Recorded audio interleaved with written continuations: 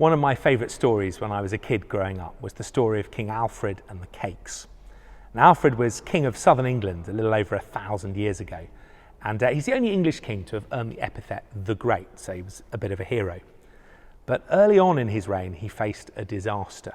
The Vikings, who were ruling and ravaging the rest of England at the time, invaded when he wasn't expecting it. Taken by surprise, he was forced to flee, and he hid out in the marshlands of Athelney. And while he was there, or so the story goes, he was hidden by a follower of his who kept things so hush-hush he didn't even tell his wife who their mystery guest was. Well, one day she was baking some cakes in front of the fire, but she needed to go out, and so she asked Alfred to watch over them. But he was so absorbed with his problems and difficulties and how he's going to win his kingdom back that he completely forgot about them. And so by the time she got back, they were burnt to a crisp.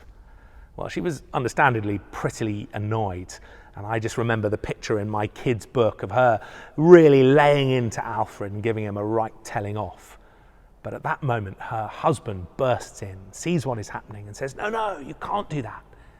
He's the king. Well, today we are continuing our sermon film series looking at hosting the presence of God. And a couple of weeks ago, we looked at the Old Testament temple. And today, I want us to look at the temple in the New Testament. Except in the New Testament, the temple is no longer just about the bricks and mortar, but about, well, what the whole point of the temple always was, the presence of God in the midst of his people. But that is now made known and fulfilled in new and fresh ways. And we're going to look at some of those new and fresh ways in these three films. New temples, I've called it. But we begin with Jesus. And Jesus is the ultimate new temple. Jesus is actually the whole point of the old temple, what it was all pointing towards, and he fulfills the whole purpose of the Old Testament temple. Because the temple was about the presence of God in the midst of his people. And the presence of God was made fully present here on earth in the person of Jesus. God made man, God with us. But I start with the story of Alfred burning the cakes because tragically, like the noblewoman's wife who missed the king in her midst because he wasn't the sort of grand and impressive figure that she was expecting, the people of God at the time of Jesus missed God in their midst. They missed the fulfillment of the temple because he wasn't what they were expecting from God. It was a mistake that they'd made before. It's so easy to mistake the externals of faith and the grandeur and splendor of something like a building for actually what it's all about, the presence of God in our midst. And there's a story about when the temple was rebuilt that really makes that point. You see, Solomon's temple, the original temple, was, well, it must have been one of the wonders of the ancient world, full of treasure and masterpieces and monumental in scale. But it was destroyed by the Babylonians. And when 70 odd years later it was rebuilt on a much less grand scale. And we're told in the Old Testament that many of the elderly people who remembered the old temple wept as the new temple was inaugurated because it seemed so puny in comparison. But God then sent the prophet Haggai to slightly reset their vision. He says, "Does this not seem nothing to you?" But then he corrects that idea and says that the Spirit of God is still with you. I am still there. And even more, he then continues with this amazing prophecy in Haggai 2 verse 9. The glory of this present house will be greater than the glory of the former house, says the Lord Almighty. Wow, this far less grand, much less impressive building, well, it's going to be more glorious even than Solomon's temple. But centuries then pass before finally the prophecy is fulfilled. And it's not fulfilled in bricks and splendor, although King Herod the Great does give the old temple a pretty good facelift. It's fulfilled in the person of Jesus, God himself come amongst his people.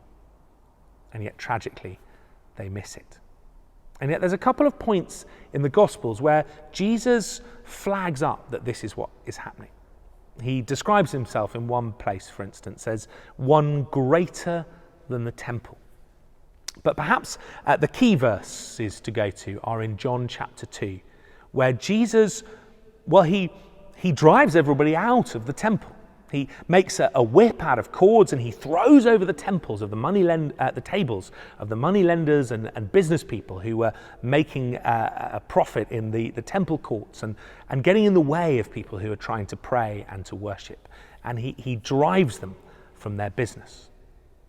And at that point, he's challenged. They ask, by what authority do you do this? And he responds by pointing to himself. He responds by pointing to the fact that he is the new temple. He says, destroy this temple and I will raise it again in 3 days.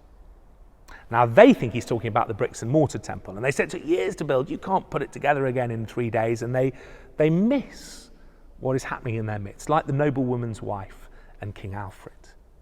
But John then just laconically comments, the temple he was talking about was his body, was himself. He is the temple. He is God in the midst of humanity. God made man. And he has authority over the old temple, because actually the whole point of the old temple is to point to him, the new temple. And so whenever you read anything in the Old Testament actually about the temple, remember and think of Jesus. Jesus who fulfills and is the point of everything that happens in the Old Testament temple.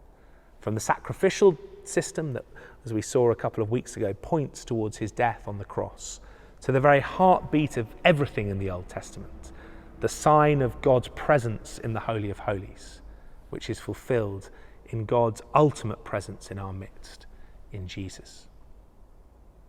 Now, some of you may be watching this and thinking, yeah, well, that's all well known to me, that's all pretty obvious. Jesus is the ultimate new temple. But what difference does that make to us?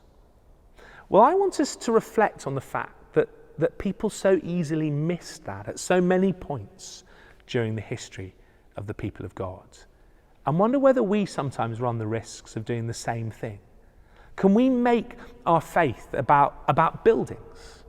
Maybe there's a blessing in this current coronavirus crisis driving us from our buildings and focusing us again on God instead. Or do we make our faith about what it does to us, how it brings fulfilment and change to my life? Or do we make it about ethics and morals, how it makes me live a better life, or how it helps us to make an impact in the community, or whatever other things it might be? All important, all key, but none of them the heartbeat of it all.